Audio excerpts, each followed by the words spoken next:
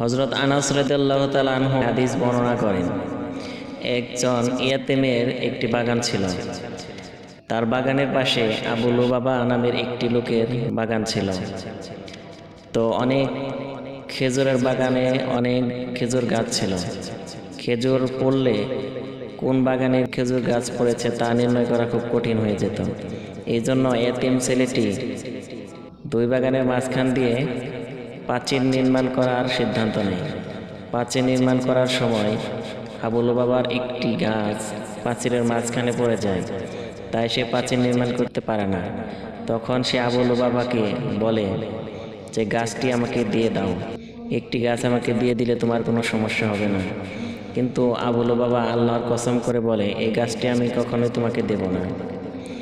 তখন এতিম ছেলেটি নবী করিম সাল্লাল্লাহু আলাইহি সাল্লামের কাছে যান এবং তাকে সমস্ত কথা খুলে বলেন। তখন নবী সাল্লাল্লাহু আলাইহি সাল্লাম আবু লুবাবাকে ডেকে পাঠান। তিনি বলেন যে গাছটি আমার কাছে বিক্রি করে দাও। সে বিক্রি করতে অস্বীকৃতি জানায়। পরে তিনি বলেন, তুমি যদি এই গাছটি আমাকে দিয়ে দাও তাহলে জান্নাতে একটি খেজুর গাছের জিম্মাদারি হব। তারপরেও সে দিতে অস্বীকৃতি জানায়। সেখানে অনেক সাহাবী বসা ছিল।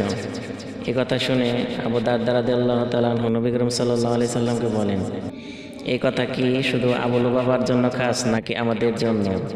তখন বললেন, তোমাদের জন্য। সে তখন আবু লুবাবার পিছনে ছুটে এবং বলে যে গাছটি আমার কাছে বিক্রি করে দাও। তখন আবু লুবাবা বলে, আমি নবী করিম সাল্লাল্লাহু আলাইহি সাল্লামের কাছে বিক্রি করিনি, তোমার কাছে কেন বিক্রি করব? আবু দারদা রাদিয়াল্লাহু তাআলা আনহু বলেন, তুমি কি বিনিময় চাও এর কাছে? তুমি যা চাই তাই দেব। তখন সে বলল, তাহলে তোমার যে 600 গাছের একটি খেজুর বাগান আছে ওই বাগানটি আমাকে দিয়ে দাও। তখন আবু দারদা রাদিয়াল্লাহু তাআলা আনহু তাকে 600 খেজুর গাছের বাগানটি দিয়ে দিল। বিনিময়ে সে একটি বাগান নিল। মূলত আবু দারদা রাদিয়াল্লাহু তাআলা তার 600 বাগানের বিনিময়ে জান্নাত কিনে নিয়েছিল। কারণ নবী করিম সাল্লাল্লাহু আলাইহি সাল্লাম তাকে জান্নাতের সুসংবাদ দিয়েছিল এবং বলেছিল যে জান্নাতে একটি খেজুর গাছ দেওয়া হবে।